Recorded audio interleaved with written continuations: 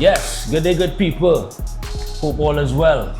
Well, we're here with a man who really needs no introduction when it comes to the Caribbean fitness scene, Mr. Dexter Simon. How are you doing today? Good. Thanks for having me here today, man.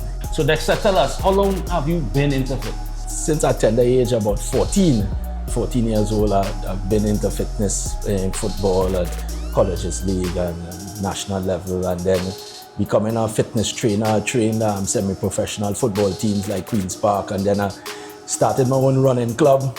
I did powerlifting in the early 20s, then bodybuilding late 20s, then started to run. Did marathon running for about 10-12 years, and then I went back into bodybuilding in my early 40s.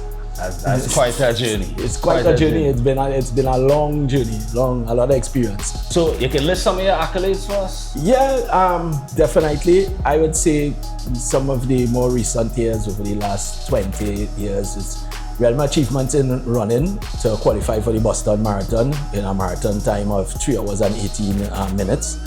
And I did 9 international marathons, and coming off of the Boston Marathon, I went back into bodybuilding. I was into bodybuilding in my early 20s, where I did a national junior and seniors, where I was 3rd place, and then fell off, went back into fitness as a trainer. And then in the recent 8-9 years, I went back into men's physique. After about 2 years and 3 months, 27 months exactly, 27 shows, I won my pro card in Spain, and I've done 54 shows in the last 7 to 8 years. So you are also a trainer? Yeah. You have online training as well. How did that come about, you becoming a trainer? Well, it started off becoming a strength and conditioning trainer. Like I said, I was a trainer for Queen's Park semi-professional team for about 4 to 5 years. And then I had my running club, 1 a week running club. So I kind of fused both together.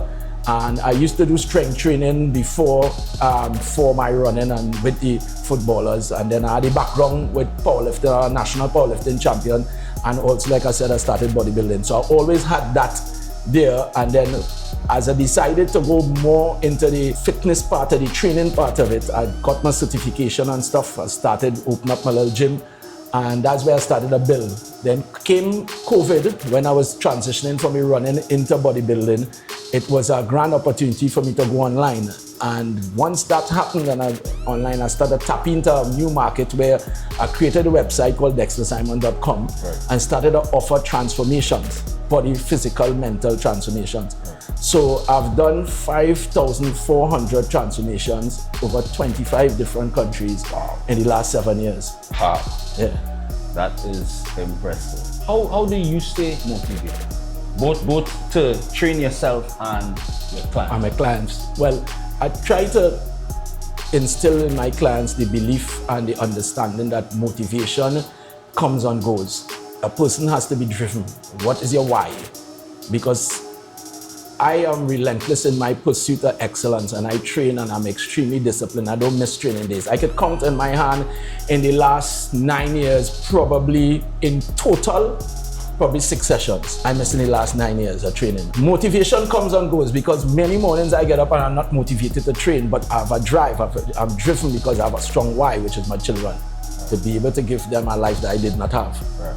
And that has been the sustainability and the determining factor for my drive. And also, I love my clients. I love imparting knowledge. I love changing lives. I love bringing something to the table that is different, that will allow people to have the quality life that they deserve. I love my clients. If there's anything that you know now that you wish you knew at the beginning of your fitness journey, what would that be? Nutrition. If I had a knowledge about nutrition then that I have, like I have now, I would have been a professional athlete in my early 20s. Would have been able to help a lot more people. My mom died when she was about 86, 87. She would have still be living. The knowledge I have now, if I had, say, 15, 20, 25 years ago, game changer. So an interesting question I like to ask all of my guests. What's your most embarrassing moment in the gym? Well, not in the gym. My most embarrassing moment in fitness, was the first coming back onto the scene and the first men's physique show that I did.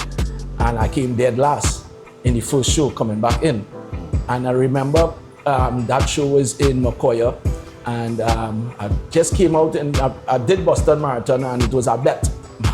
Massage therapist told me, Dex, after the Boston Marathon, why you don't go back onto the scene and get them young boys some trouble?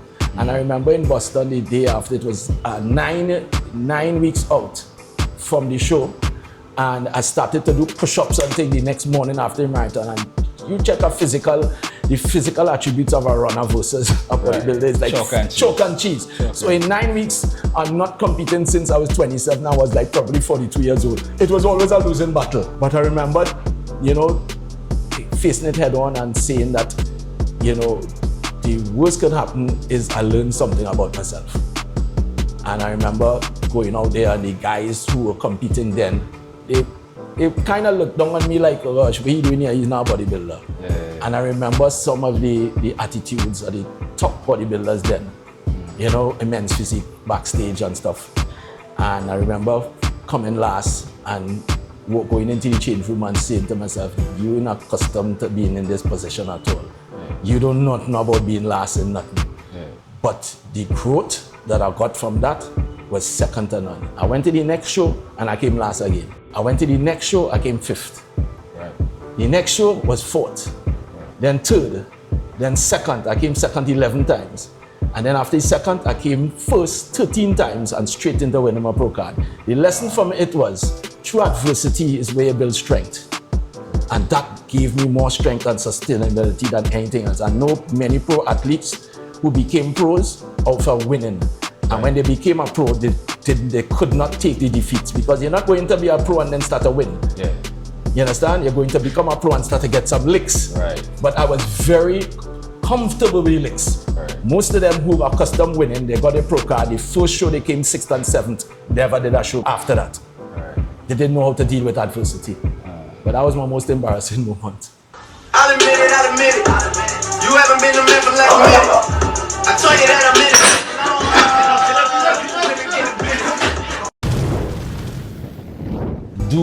Do you feel now any kind of pressure to maintain a certain image, seeing as you have this large clientele now and you have a certain standing among bodybuilders here in Trinidad? I would say no.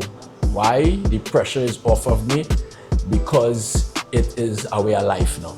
It's not a chore again. It used to be a chore, especially when I became a professional athlete. I was kind of torn between wanting to do things and having to do things. As a professional athlete, you must do certain things on a daily basis to maintain that status. But now it's just ingrained in my DNA. Right. So it's just like getting up every morning and training twice a day, and it's having a certain diet and doing things, watching at your nutrition, weighing your food is second nature to me now. What do you think about the standard of bodybuilding in Trinidad and Tobago currently? Very good. I think the standard, and I would say with the inclusion now of the different shows with the Raw Fitness and then the NPC coming online, it has lifted the standards, because the standard before with our bodybuilding fraternity was very low. It was low. Right. It was below par. Right. No, because I think too, people weren't enthused, people weren't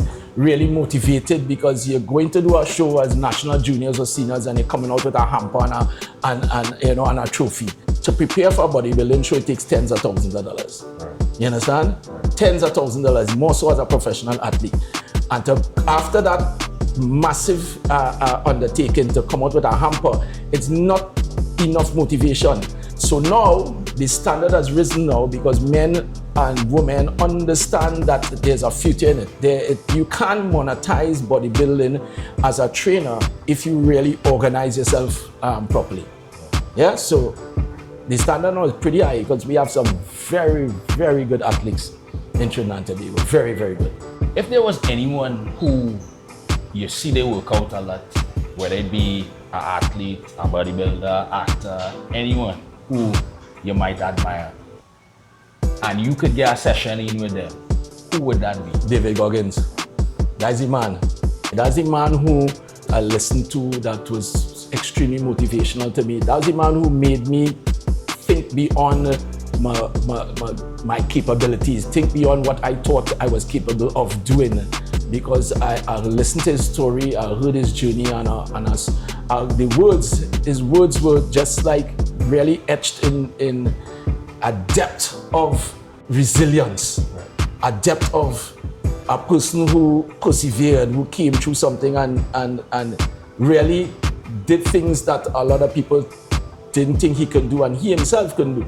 And it's a lesson to humanity that we can go places and become people that not only ourselves but many other people think and thought that was not possible at all if we just keep striving for the best and doing what we had to do day in, day out. When I started, a lot of people thought I was crazy. A lot of people thought I was fanatical and obsessed. But then as you grow older and you get more deeper into who you are, you realize that is what separates you from the rest. Because average is very, very, very normal now. You often hear champions say you need to be fanatic. You have obsessed must with what be, you do. because if you're not, then you're gonna fall into a bracket just like everybody else. People who are mediocre, people who just comfortable with being average, and that's not what a champion is. A champion is never comfortable with being anything that's neutral. Musically, what kind of music you like to listen to when you're training? All but dancehall for me. I'm a dancehall fella, I'm a dancehall reggae. That is the kind of music I like. I love Bob Marley, I love Beanie Man, I love Buju, I love Barrington. I listen to all genres of music, but reggae, dancehall, that's my style.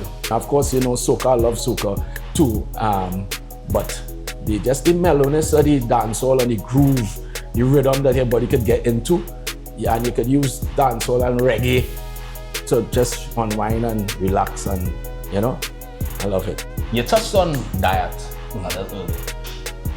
Are there any supplements that you swear by that anybody who's serious in fitness needs to be using? Yeah, they have a few. The science behind keeping down body fat, it's really understanding how to create an environment for muscle to thrive. Right.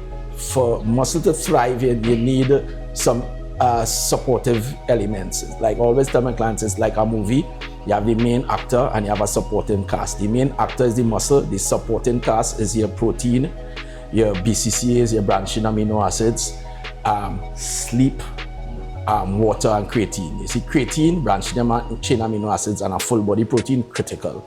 And with that, you supplement at the right times on a daily basis so that your body has the correct amount of protein in it to synthesize muscle in recovery and growth. And that is what reduces the amount of fat in your body. So especially women with cellulite and stuff, they don't understand that this cellulite fatty tissue that builds on them, it's because they don't have enough two things. They have no resistance training component in their body, so their body have no reason to actually change fat to muscle. That's one. Two, they're not supplying their body with the right amount of protein so that when they do train, they have an external source of protein coming in to repair muscle tissue. So they're training without external source of protein coming in, and your body is constantly looking for protein within itself to repair muscle tissue. So the little muscle that you have, you eat, your body utilizing it and it turning into fat. You're dropping and you're causing degradation of muscle in every single workout because you're not supplying your muscle with that external support or adequate amount of protein. So the supplementation critical to support you for longevity. You understand, both biomechanically, functionally, and strength-wise. Critical. And tell us about the importance of sleep when it comes Sleep to is the most important element for recovery, muscle building, and not only from a physical point, but from your nervous system also. Your recalibration of your hormones, your revitalization of organs to be able to get rid of waste matter through urine and feces. All of these happen through the 4 sleep cycles. You have a hormonal release at 10 p.m. in the night that's consistent to recovery, and then another hormonal release at 6 a.m. in the morning that's consistent to activity. That 8-hour window is when all the magic happens. That 8-hour window, 3 or 4 sleep cycles, is where your body gets to utilize calories that you intake during the day. Your body gets to reboot by shutting down your organs and revitalizing them. Your body gets to get rid of waste matter through urination and also utilize the calories in sleep so that you can actually excrete them through fecal matter in the morning. So it's an 8-hour window it takes for that whole process. So when people get 5 and 6 hours, you're breaking the rhythm of the entire chain. And that's why your metabolic rate slows down and you gain fat, you're lackluster, you're irritable because your nervous system didn't get rest, you're not recovered, you're feeling tired, your cortisol levels in your body high because you're not rested, and cortisol is going to encourage more fat deposits. Sleep critical. That was a quick crash course. All right, so speaking of quick, come to the segment where we ask our guests some quick questions. They don't have much time to react, much time to think. So Dexter, first question. What's your favorite cheat meal? KFC. Popular answer. What's your favorite body part to train? Legs. Least favorite body part to train? Bicep. What exercise do you hate doing the most? That's a hard one, boy. If I had to say one I hate the most, I'd say bicep curls. And what exercise do you love doing the most? Leg extensions. What's your pet gym peeve? Something you hate to see people doing? Not packing back weights. Do you drink alcohol? Yes. What's your favorite alcohol in beverage? Johnny Walker Black. Do you enjoy doing cardio? Extremely. What's your favorite form of cardio? Bike, high intensity hit. Right, so that's it for this week. Mr. Dexter Simon, IFBB Pro. Dexter, what's your handles? Instagram, Dexter Simon 1. Website, dextersimon.com. Facebook, Dexter Simon. That's basically it. If you like the video, like, subscribe, comment. So check us out every week, Muscles and Music. We're on YouTube, Instagram, TikTok. Thanks for coming out. Dexter? Lessons, thanks for having me.